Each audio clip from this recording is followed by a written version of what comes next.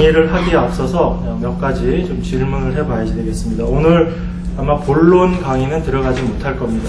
기본적인 사도신경의 전체적인 부분하고 그 다음에 사도신경이 어떤 부분에서 다른 사람들이 이 사도신경을 이해하고 해석하는데 어떤 차이점들이 있는가, 또 여러 가지 그 의견에 서로 다른 모습들이 있기 때문에 그런 부분들을 우리가 어떻게 이해할 것인가 하는 부분하고, 그 다음에 사도신경이 전체적인 구조가 어떻게 되어 있는가 하는 부분들을 좀 공부를 해 볼 겁니다. 사도신경을 혹시 여기 계신 분들 중에서 사도신경을 암송하고 계신 분, 손 한번 들어보시죠. 사도신경을 암송하고 계신 분. 네. 지금 하시면 바로 하실 수 있겠죠? 시키기는 하시죠. 웃을 때는 다 나름의 이유가 있기 때문에. 자, 우리 학생들한테 물어보겠습니다. 사도신경이 어떤 내용을 담고 있는지 아는 사람. 질문은 안 할 거니까 그냥 아는지 모르는지만 얘기를 해주면 돼요. 아는 사람. 그러면 사도신경이라는 것을 내가 오늘 처음 들어봤습니다. 처음 들어봤습니다. 그건 아니고, 사도신경이라는 제목은 내가 알고 있습니다. 손 이도 저도 아니고 손 안 드는 어린이는 뭔가요?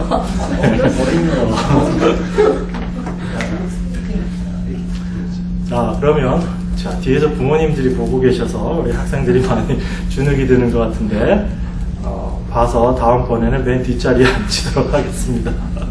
잘하면. 자, 사도신경이 내가 구체적으로는 몰라도 그래도 사도신경은 내가 몇 번 읽어봤고 대충 어떤 내용이 들어있다 하는 것을 아는 사람. 네, 여기 앞에 보고 땅바닥 보지 마시고 지금 보고 있는 학생들이 있어요. 이렇게 보면서. 자, 제가 오늘 나눠드린 강의 안에는 사도신경,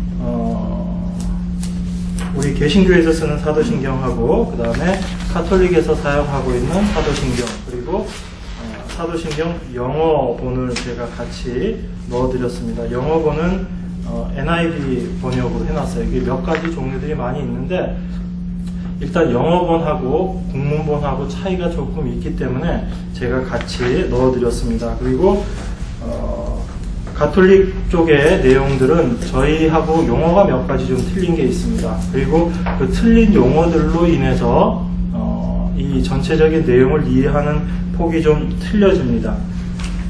제가 오늘 시간 말미에 좀 시간이 되면은 가톨릭에서는 이 사도신경을 어떻게 이해하고 있고 우리 개신교하고 어떤 차이점을 가지고 이해를 하고 있는가 하는 부분들을 잠깐 말씀을 드릴 겁니다. 그래서 사도신경은 기본적으로 이 사도신경의 연역적인 부분이나 이 사도신경이 어떻게 만들어졌는가 하는 데서부터 해서 그 다음에 현재 그 사도신경의 내용을 어떻게 이해하고 받아들이는가에 대한 차이점들이 있습니다. 그 다음에 크게 나눠보면 또 우리 개신교 쪽하고 가톨릭하고 이 사도신경을 이해하는 그런 기준이 많이 틀립니다. 바라보는 관점이 틀립니다. 그러다 보니까 서로가 이 사도신경을 가지고 상대방에 대해서 비판이라고 할까요? 그런 모습들이 드러나기도 합니다. 자, 먼저 제가 이거는 새 번역을 하지 않고 개역개정에 실려있는 사도신경을 가지고 왔습니다. 새 번역은 여기보다 단어 몇 개를 좀 더 쉬운 걸로 바꿔놨습니다. 그런데 일상적으로 많이 보게 되는 사도신경 내용이 용어들이 개역개정에 나와 있는 내용이기 때문에 이것을 가지고 공부를 하게 되면 새 번역에 관련되어 있는 나와 있는 쉬운 단어들로 조금 이해해보면 훨씬 더 좀 쉬워질 거다라는 생각을 합니다. 자, 누가 한 분 이 사도신경 국문으로 되어 있는 1페이지에 나와 있는 것을 누가 한번 읽어주시면 좋겠습니다. 아무나 한 분 큰 목소리로 읽어주십시오. 네, 우리 학생들이 읽어도 됩니다.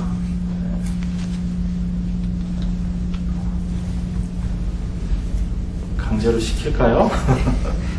자. 수연이가 그래도 큰 목소리로 한번 읽어봐. 수연이. 전능하사 천지를 만드신 하나님 아버지를 내가 믿사오며 그 외아들 우리 주 예수 그리스도를 믿사오니 이는 성령으로 잉태하사 동정녀 마리아에게서 나시고 본디오 빌라도에게 고난을 받으사 십자가에 못 박혀 죽으시고 장사한 지 사흘 만에 죽은 자 가운데서 다시 살아나셨으며 하늘에 오르사 전능하신 하나님 우편에 앉아 계시다가 저리로서 산 자와 죽은 자를 심판하러 오시니라. 성령을 믿사오며 거룩한 공회와 성도와 서로 교토하는 것과 죄를 사하여 주시는 것과 몸이 다시 사는 것과 영원히 사는 것을 믿사옵나이다. 아멘. 아멘. 자, 사도신경을 저희 지금 읽었는데 이 사도신경이 요 원문 그대로 성경에 있습니까? 없습니까? 있어요? 없어요? 사도신경 방금 읽은 요 문장 그대로 성경에 있나요? 없나요? 그러면 다른 거 한번 물어보겠습니다. 여러분들이 예배 끝나고 주 기도문 암송 많이 하죠? 주 기도문은 성경에 그 문장이 그대로 있나요? 없나요? 있어요. 예, 있죠. 주 기도문은 성경에 그대로 있습니다. 그런데 사도신경은 요 문장 그대로 성경에 있지를 않아요. 그래서 사도신경을 가지고 문제 제기를 하는 사람들이 제일 첫 번째 드는 이유가 그겁니다. 뭐냐면 사도신경의 내용은 어떠하다 할지라도 요 문장 그대로가 성경에 있는 것이 아니기 때문에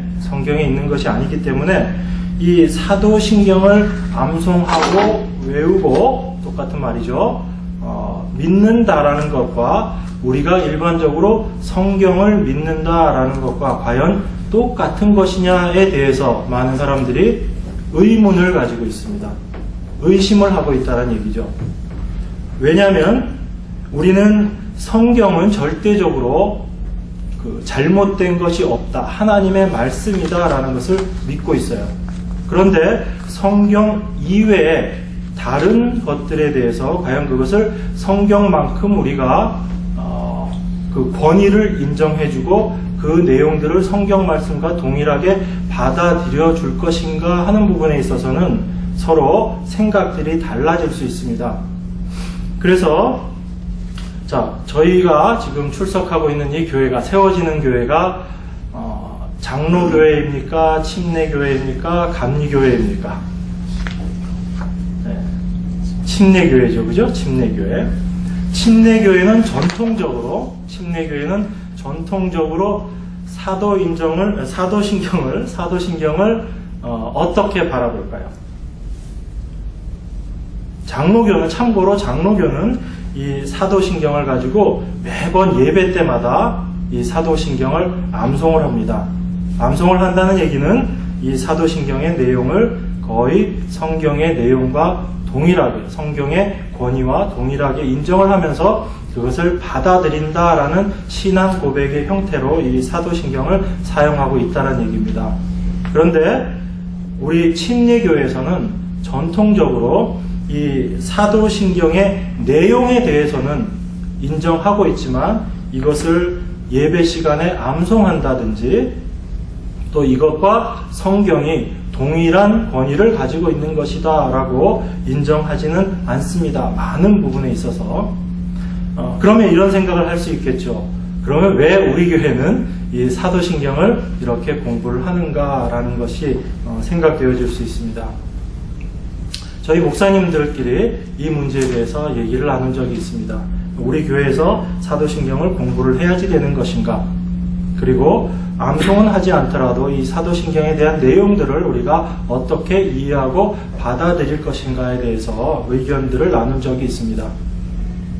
사도신경 이 자체가 성경하고 똑같은 권위다라고는 저희들도 인정하지 않습니다. 그런데 중요한 것은 뭐냐면 사도신경에 나와 있는 이 내용들이 성경에 나와 있는 핵심적인 내용들을 포함하고 있다라는 부분에 대해서는 우리 목사님들이 의견의 일치를 보았습니다. 그리고 그 내용을 우리가 배우고 가르칠 필요가 있다라고 그렇게 생각을 하게 되었습니다. 그래서 저희가 이 사도신경 강의 시간을 집어넣었고, 특별히 이번에 저희가 가을에 침례식을 갖게 될 텐데, 이 침례식에 앞서서 사도신경을 공부를 하고, 그래서 나의 신앙 고백의 내용이 과연 성경에서 이야기하는 것과 정말 나의 고백이 성경과 일치하는가 하는 부분을 우리가 생각해 볼 수 있는 그런 기회를 가졌으면 좋겠다. 그렇게 해서 이 사도신경 강의를 준비를 했습니다. 자, 여러분들이 일반적으로 성경을 믿는다라고 이야기할 때 여러분들은 성경에 나와 있는 내용들을 다 믿죠. 그죠? 그죠? 그러면 누가 여러분들에게 이런 질문을 해볼 수 있습니다. 여러분이 믿고 있는 여러분은 성경을 믿고 있고 또 예수님을 믿고 하나님을 믿는다라고 하는데 과연 여러분들이 믿고 있는 그 구체적인 내용이 어떤 것이 됩니까? 라고 물어볼 수가 있습니다. 자, 우리 학생들 혹시 주변에 많이 있겠죠. 교회 안 다니는 친구들 있죠. 그럼 그 친구들이 여러분들한테 그런 걸 물어본 적이 있습니까? 너 교회 다니니? 그리고 교회 다닌다고 했을 때 안 다녀라고 얘기하는 친구들은 없을 거고, 우리 여기 학생들 중에서는 내가 교회 다녀라고 얘기를 했을 때 그러면 너가 믿고 있는 것에 대해서 나에게 이야기를 해줄 수 있겠니? 라고 그렇게 질문을 했을 때 여러분들은 어떻게 그 질문에 대해서 대답을 해줄 겁니까? 제일 쉬운 대답이 이거죠. 내가 믿고 있는 거 성경에 다 있어. 그러니까 성경 봐. 이렇게 얘기하면 아주 간단한 대답이 되죠. 그런데 그렇게 대답을 하면 친구들이 앞으로 여러분들한테 절대로 그런 내용들 물어보지 않을 것이고, 저 친구가 과연 성경에 대해서 올바로 알고 있는가, 그런 의심들을 갖게 될 겁니다.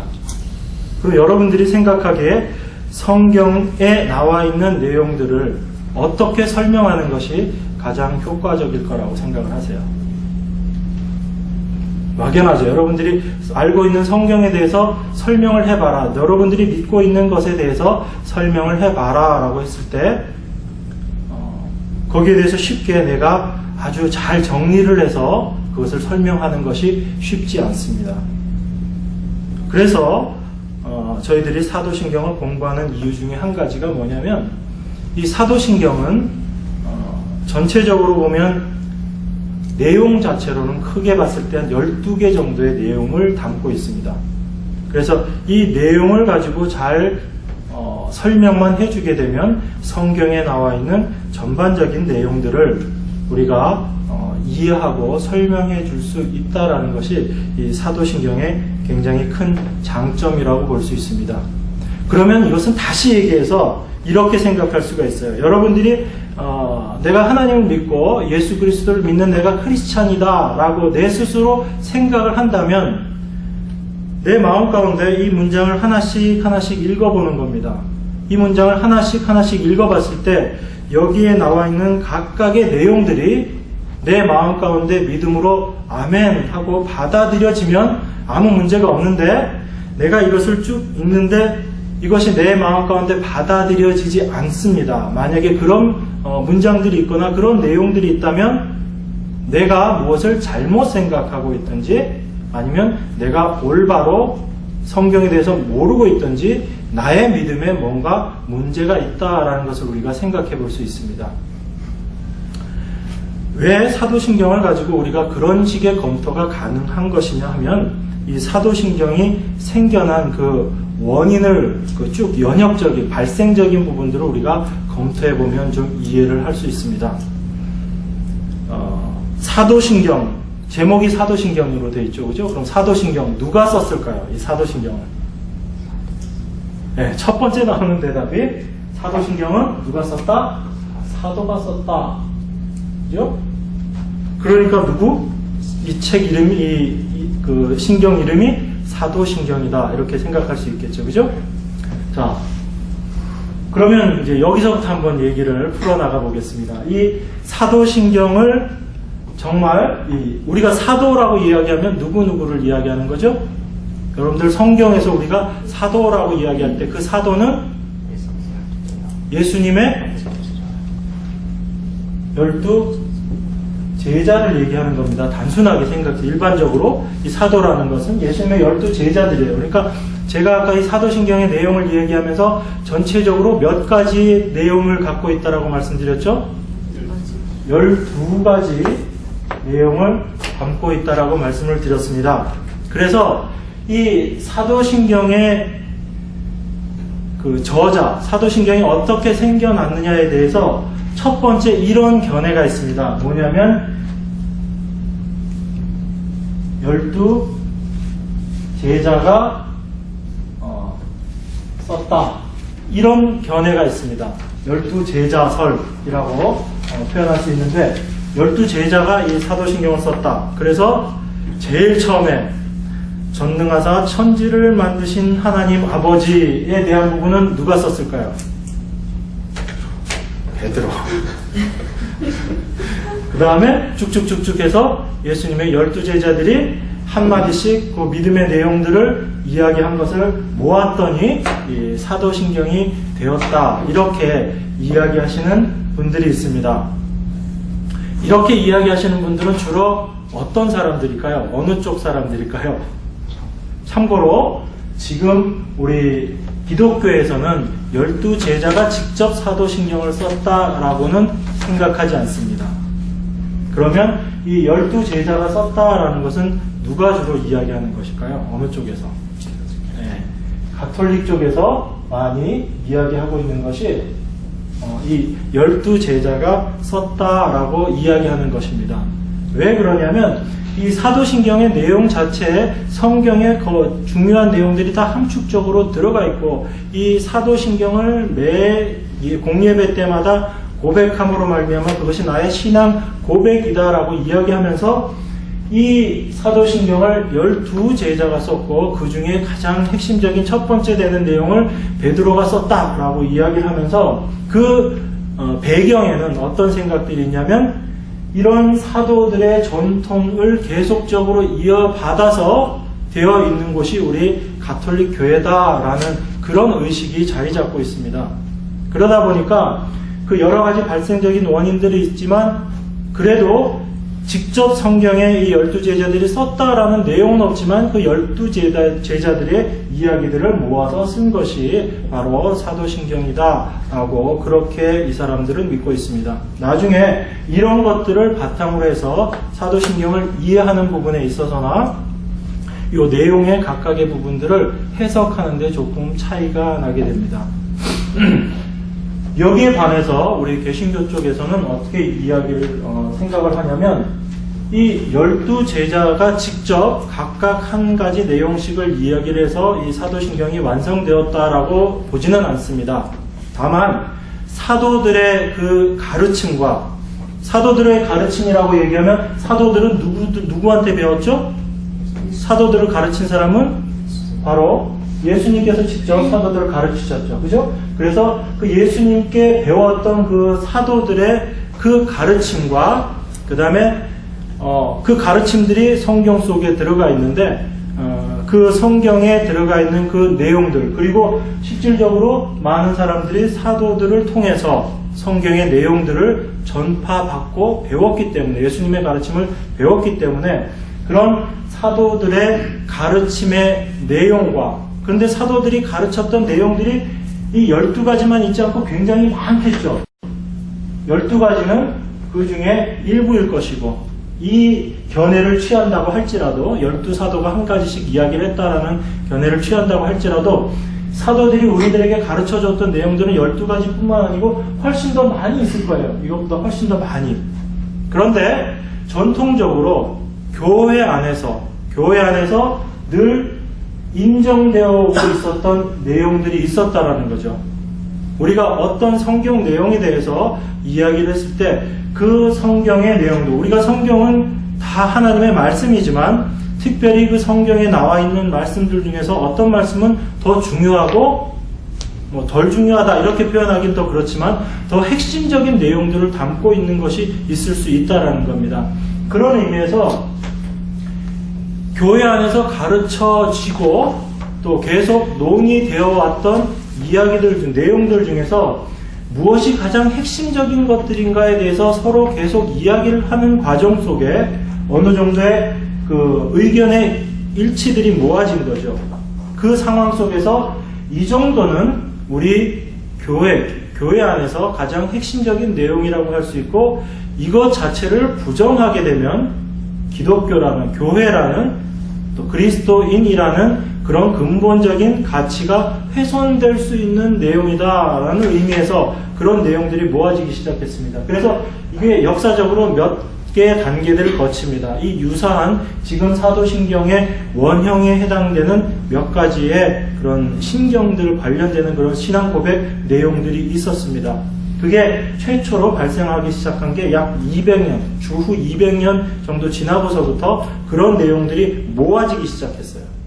그러니까 사도시대 때 직접 사도들이 얘기를 했던 거라면 예수님 돌아가시고 나서 그 이후에 사도들이 얘기했을 때 더 그거보다 일찍, 그 다음에 이 완성된 형태로 되어 있었어야 될 텐데, 실제로 이 사도신경의 원형적인 모습들을 쭉 살펴보면 그런 신앙 고백들이 나타나기 시작하는 것이 한 주후 200년 이후부터 이런 고백들이 나타나기 시작해요. 그래서 그런 고백의 내용들이 점점 이런 사람들도 신앙 고백을 하고 이런 사람들도 신앙 고백하고 서로 다른 사람들이 신앙의 고백들을 하게 되는데, 그런 신앙 고백을 하는 A라는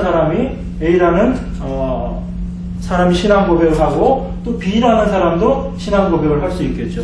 또 다른 C라는 사람도 신앙 고백을 할 수 있을 것이고, 이렇게 여러 개의 신앙 고백문들이 나오는 과정 속에서 보니까 대표적으로 계속 동일하게 똑같은 내용들이 반복이 되는 내용들이 있었다는 겁니다. 그래서 이 반복되는 요 부분들을 뽑아서 공식적으로 사도신경으로 명칭을 만들면서 이것을 인정하게 되는, 공식적인 인정을 하게 되는 그 시기가 오게 됩니다. 그게 한 700년에서 800년 사이에 그런 일들이 완성이 되게 됩니다. 그렇기 때문에 이것 자체가 생긴 것은, 사도신경이 완성된 것은 가톨릭하고 개신교가 나눠지기 전이에요. 발생적으로 보면. 그래서 이 사도신경이 이쪽 가톨릭 쪽에서는 얘기하기를 그렇게 얘기할 수 있는 겁니다. 이 사도신경은 원래 가톨릭 교회의 전통이다. 그 전통적으로 쭉 이어져 오는 내용을 종교개혁 이후에 개신교 쪽에서 이 사도신경의 내용을 갖고 가면서 원래 전통적으로 인정되어 오고 있었던 사도신경의 내용을 왜곡시켰다. 이런 견해들이 그런 의미에서 가능한 것입니다.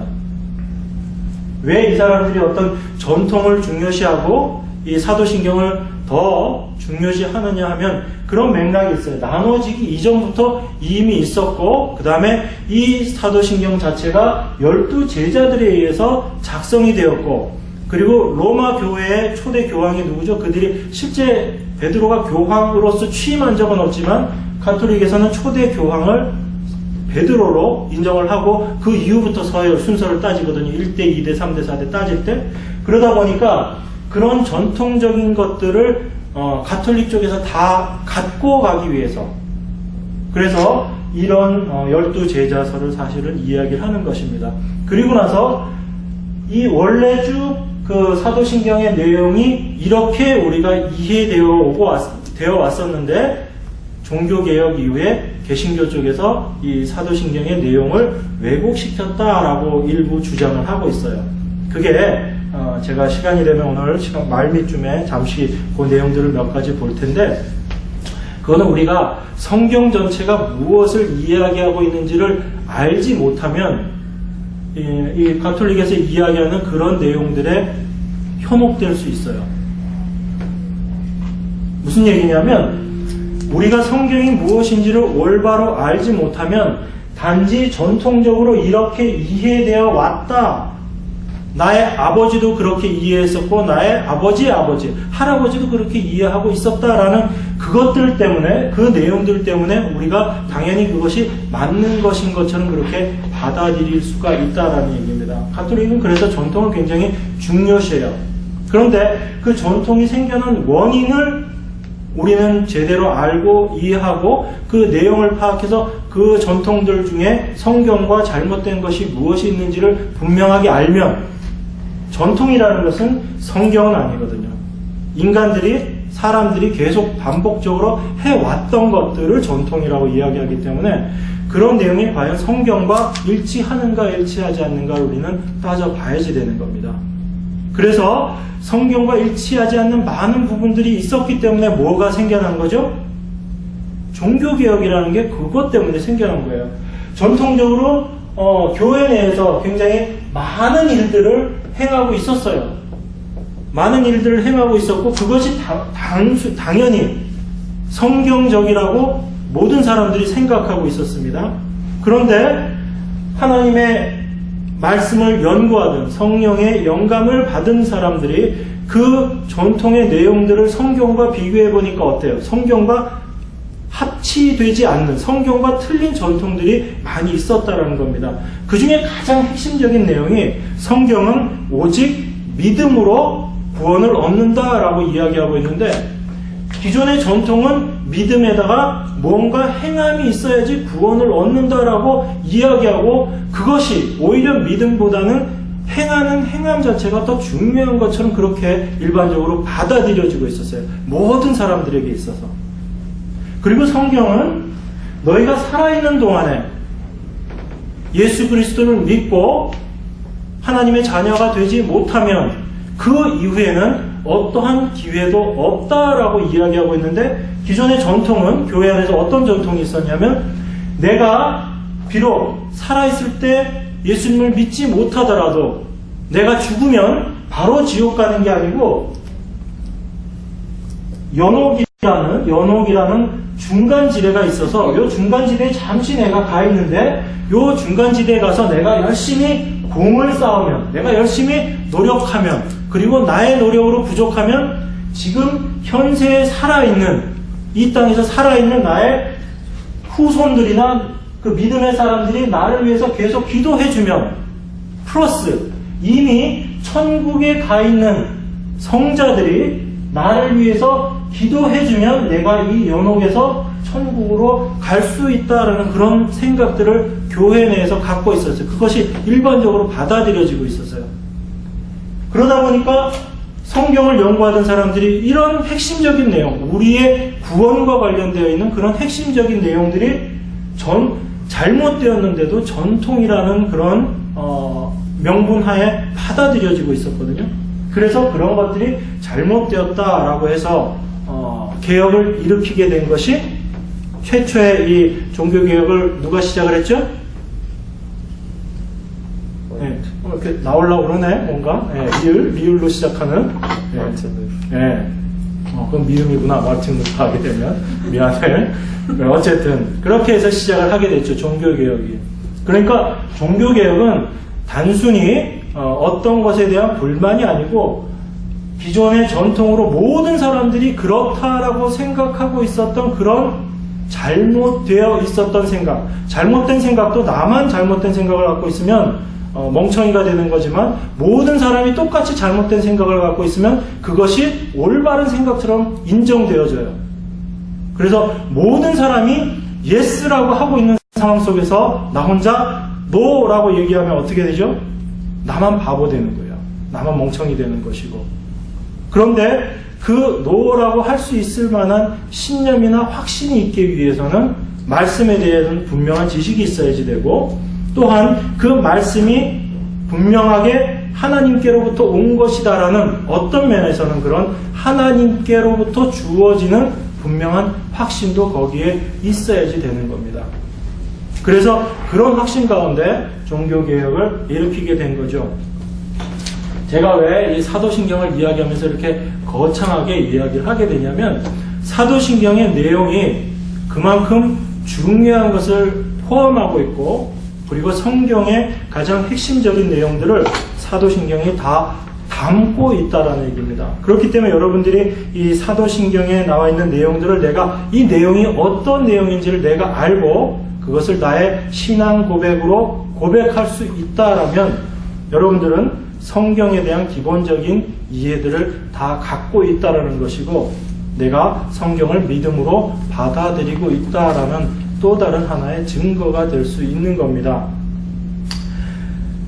그런데 이 사도신경을 일반적으로 고백하면서도 이 사도신경의 구체적인 내용들을 이해하고 해석해내는 부분에 있어서는 가톨릭하고 개신교하고의 차이도 있지만 개신교 내에서도 크리스찬들 안에서도 이 내용을 이해하는 부분에 있어서 조금의 차이는 있습니다. 그런데 이 가톨릭과 개신교하고의 차이만큼 그렇게 크지는 않아요.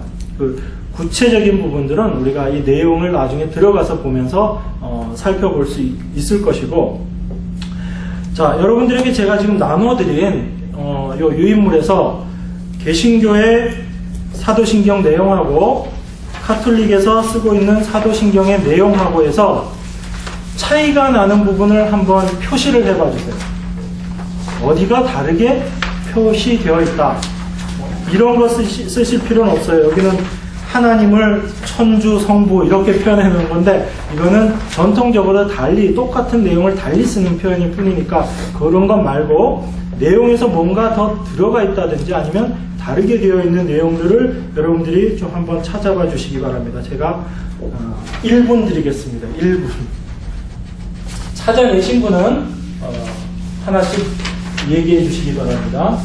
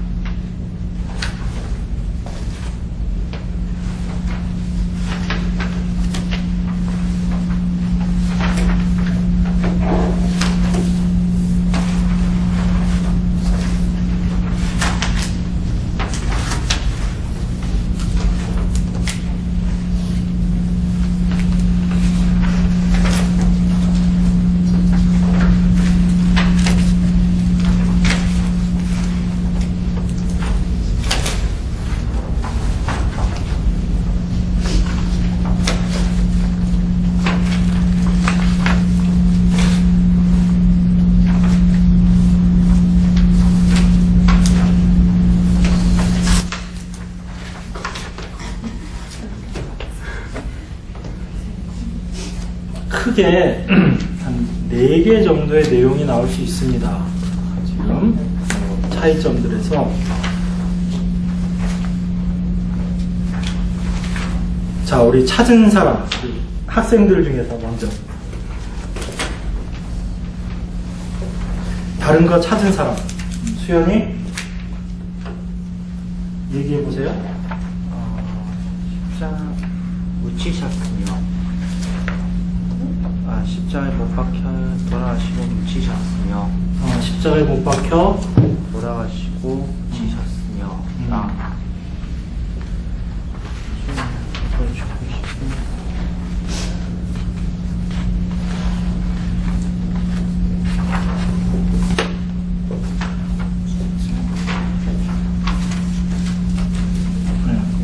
그거 또 다른 거 찾아낸 사람 얘기해봐. 아는데. 저승이 가시에 저승이 가시어 살을 크게 똑바로 읽어봐. 잠시만요. 응?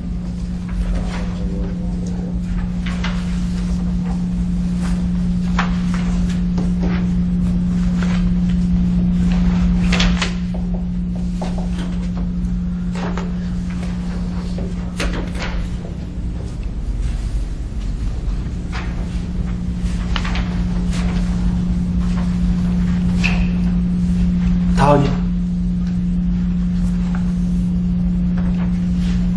혹시 한국말이 조금 힘들면 영어를 참조해도 돼요. 영어를 참조해도 한두 가지 내용은 비교해서 좀 다른 게 보여질 수 있습니다. 화성이. 저도 이게 저승에 가시오. 그거는 여기 있는 내용이죠. 저승에 가시오. 여기에는 이해 내용이 없죠. 그죠? 또 찾은 거. 선호.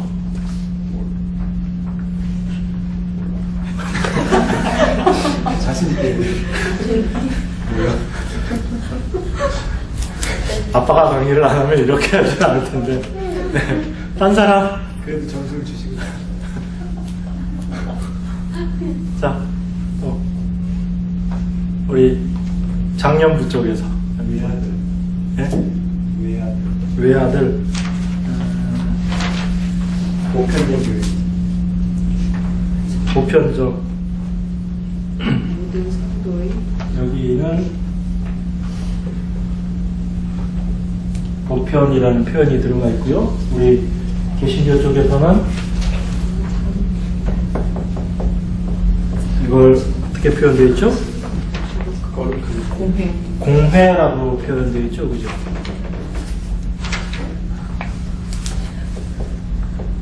그 다음에 또 어떤 게 있죠? 모든 성인의 네? 모든 성인의 카톨릭에서 여기 캐톨릭 쪽에서는 성인이라는 표현이 있죠. 그죠? 그 다음에 우리 개신교에서 쓰는 거에는 보면은 성도라는 표현이 되어 있습니다. 그죠? 성도라고 되어 있어요. 또 어떤 게 있죠? 이 목사님보다 글씨를 더 못 쓰니까 이제 이 목사님 많이 편안해지시죠. 자, 또 뭐가 있을까요? 자, 우리 시간이 없기 때문에 카톨릭 쪽에서는 빌라도와 관련되어 있어서 어떻게 표현되어 있냐면 빌라도의 통치 아래라고 이렇게 되어 있습니다. 그죠? 그 다음에 우리 개신교 쪽에서는 이게 뭐라고 되어 있죠? 빌라도에게 바이의 의미로 되어 있고요. 그 다음에 가톨릭 쪽에서는 이게 언더라는 표현으로 되어 있어요. 예, 지금 한 이 네 가지 정도가 가톨릭 쪽에서 이야기하는 거 하고, 그 다음에 우리 개신교에서 쓰고 있는 사도신경의 내용의 차이점들입니다. 이 네 가지 정도가. 그런데 이 네 가지의 기본적인 그 바탕 자체가 그런 전통적인 부분들을 어떻게 이해하고 있느냐에 따라서 이 내용들이 달라지는 거죠. 그랬을 때 어느 쪽이 맞느냐 하는 부분은 우리가 이제 이 사도신경 공부를 통해서 정리를 해 나가야지 되는 겁니다. 교회 안 다니는 사람은 상관이 없어요. 개신교든 가톨릭이든 뭐 상관이 없습니다. 그렇지만 가톨릭 쪽에서도 사실 별로 문제의식 안 가져요. 가톨릭의 신앙적 전통 자체가 포용하고 있는 일반적인 모든 것들을 포용하는 포용주의입니다. 그러다 보니까 우리하고 조금 다르지 그냥 사춘간이야 이렇게 생각을 합니다. 그런데 개신교는 최근에는 개신교 쪽에서도 카톨릭하고 또 거의 동일하게 뭐 같은 데서 갈라져 나온 거니까 사춘간인데 뭐 너희 좋고 매부 좋고 하면 좋지 서로 잘 협력하면 되지라고 이렇게 생각을 합니다. 인간적으로 보면 그건 잘못된 생각이 아니거든요. 자, 우리 가족들끼리 어떻게 지내야 돼요? 잘 지내야죠. 누가 혹시 잘못하더라도 잘 타일러서 같이 잘 지내면 됩니다. 사이좋게. 내가 조금 양보하고 상대방도 조금 양보하고.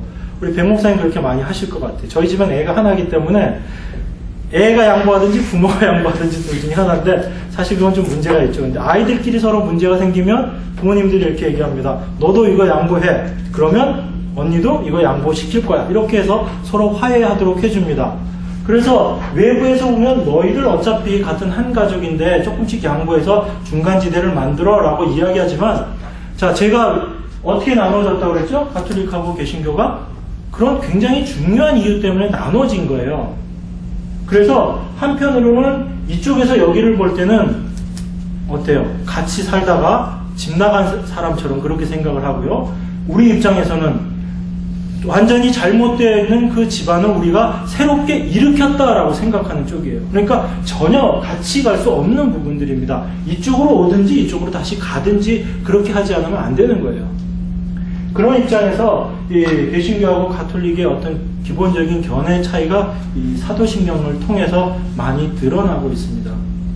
그런 부분들을 우리가 좀 올바로 이해해야 되고, 그 다음에 또 하나가 뭐냐면, 우리가 이 사도신경의 내용을 올바로 이해해야 되는 또 하나의 이유가 뭐냐면, 지금 우리가 살고 있는 이 현대 사회를 일반적으로 우리가 어떤 시대다라고 이야기하냐면 포스트 모더니즘 시대다라고 이야기를 합니다. 그죠? 우리 학생들 포스트 모더니즘에 대해서 이 얘기 많이 들어봤죠?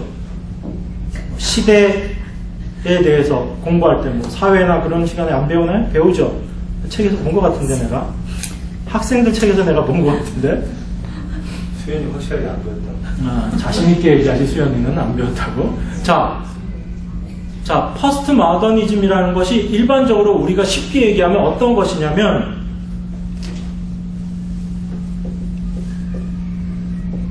절대적으로 옳은 것은 없다라고 이야기하는 시대예요.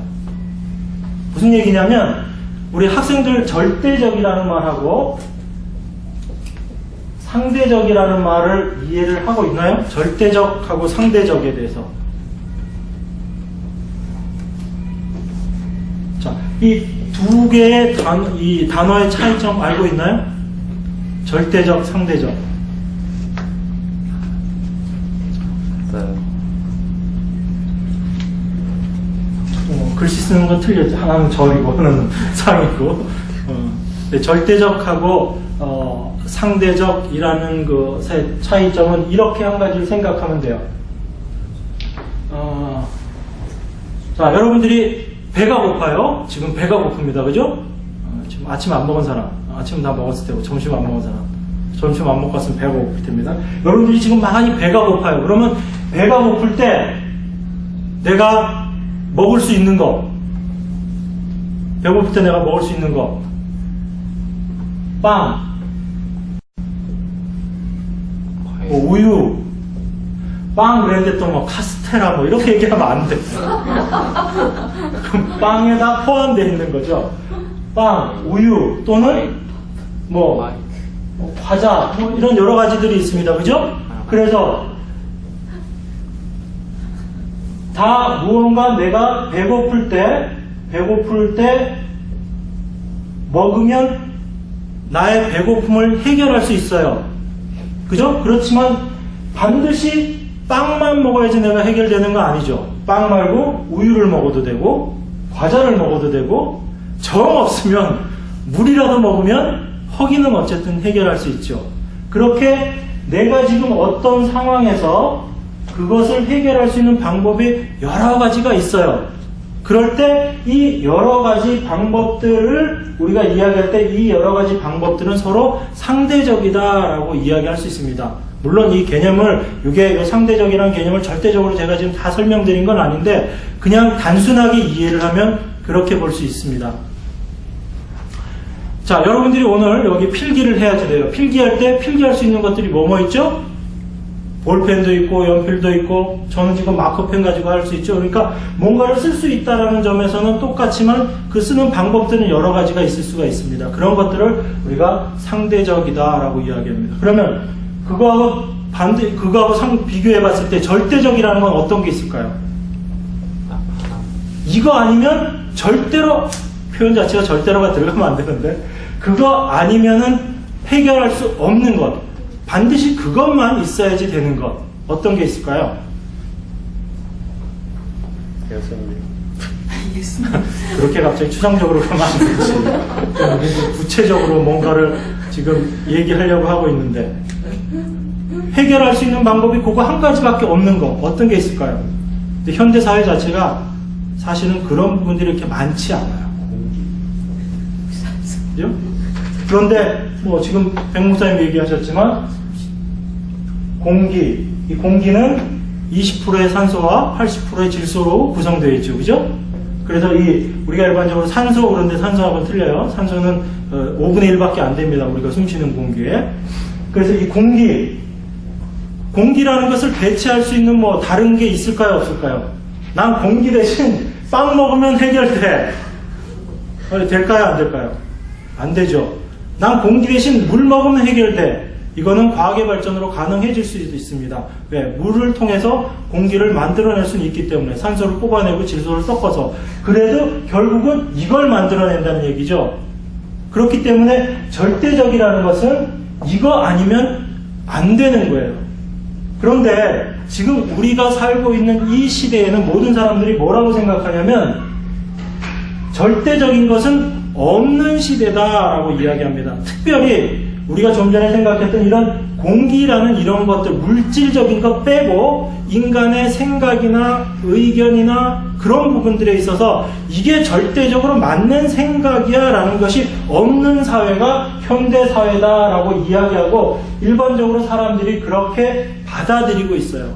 그러다 보니까 무슨 문제가 생기냐면 교회에서 예수 그리스도만이 절대적인 구원자이시다라고 이야기할 때 뭐가 들어갔죠? 절대적이란 말이 들어갔죠. 그렇게 얘기하니까 일반 사람들이 뭐라고 얘기해요? 우리가 대표적으로 제일 많이 이야기하는 게 그거죠. 산이 이렇게 있는데 이 산 정상을 올라가는 길이 이렇게 가도 되고 좀 힘들지만 이렇게 가도 되고 아니면 이쪽이 절벽이라고 할지라도 절벽, 클립해머인가요? 뭐 그런 식으로 해서라도 올라가면 되니까 이 꼭대기에 올라갈 수 있는 방법은 여러 가지다. 진리에 도달할 수 있는 방법은 여러 가지다. 우리가 구원받을 수 있는 방법은 여러 가지다 라고 이야기하면서 구원의 길도 상대적이다 라고 이야기하는 시대 속에 우리가 살고 있는 거예요. 그렇기 때문에 예수 그리스도만이 우리의 절대적인 구원자입니다 라고 이야기를 하면 이런 상대적인 사고를 갖고 있는 사람들은 그 말을 받아들이려고 하지 않습니다. 근데 성경은 그렇게 이야기하고 있거든요. 그래서 교회 다니는 사람들이 그런 부분들에 있어서 세상 사람들과 마찰이 생기기가 쉽습니다. 그런 의미에서 보면 이 성경이라는 것은 그런 절대적인 구원의 길과 관련되어 있는 내용들을 가지고 있는 그것을 설명하고 말씀해주고 있는 것이 성경이거든요. 그렇기 때문에 이 성경의 절대성을 인정하지 못하면 우리가 이렇게 죽으라고 성경 공부를 할 필요가 없는 거예요. 그리고 그 성경의 절대성과 연관되어서 이 사도신경의 내용이 성경의 가장 핵심적인 내용들을 가지고 있고 이것은 이렇게 보는 것이 가장 성경적일 수밖에 없다라고 우리가 보기 때문에 사도신경을 공부를 하는 것입니다. 이런 부분에 대한 것들을 우리가 믿음으로 받아들여지지 못하고 또 그것을 우리가 말씀을 통해서 충분히 이해하지 못하면 우리가 사도신경을 공부하는 부분에 있어서 이렇게 해석해도 되고 이렇게 해석해도 되는 거예요.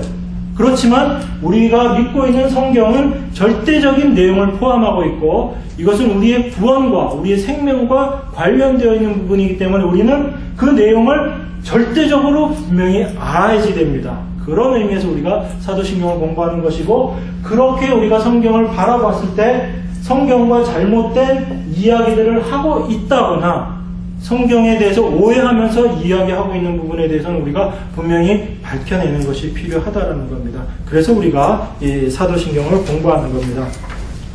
이 내용에 대해서만 간단하게 제가 말씀드릴게요. 이건 나중에 들어가면 더 깊이 있게 공부를 할 겁니다.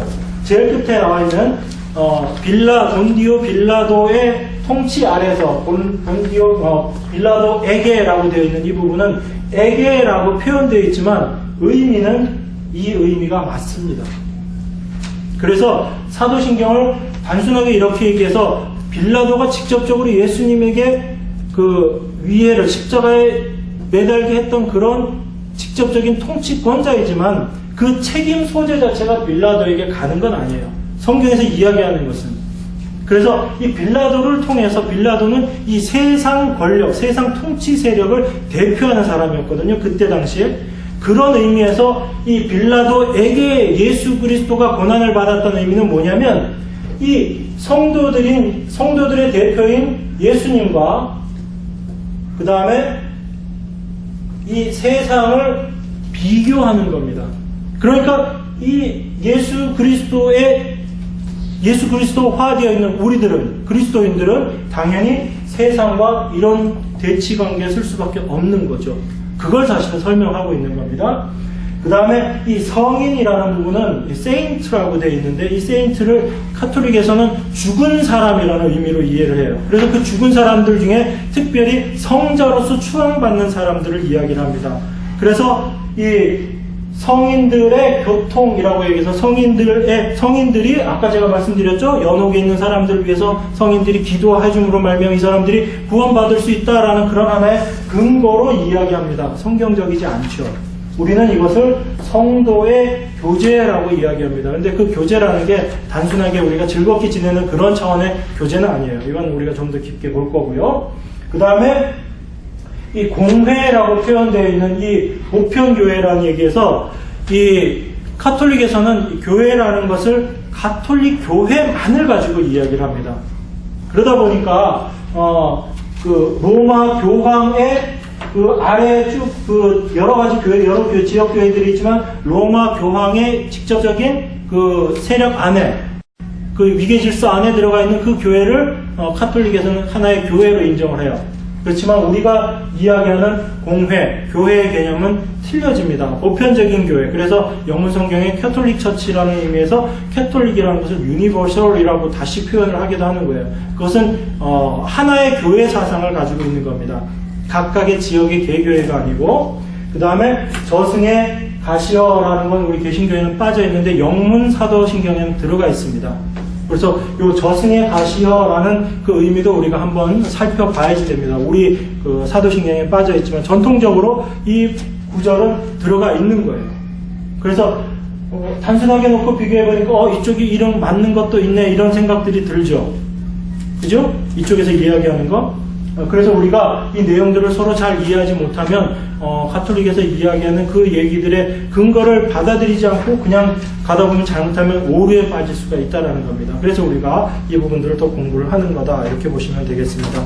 자, 오늘 제가 해야 될 얘기들을 절반밖에 못했는데 시간이 많이 가서 오늘 다룬 내용들 한번 보시고 여러분들 집에 가셔서 시간 내셔서 이 사도신경 영문까지 같이 한번 좀 봐주시면서 다음 주에 제가 이런 내용들, 다음 주에는 바로 첫 번째 사도신경의 첫 번째 전체적인 구조를 한번 살피고 바로 첫 번째 내용으로 들어가도록 하겠습니다.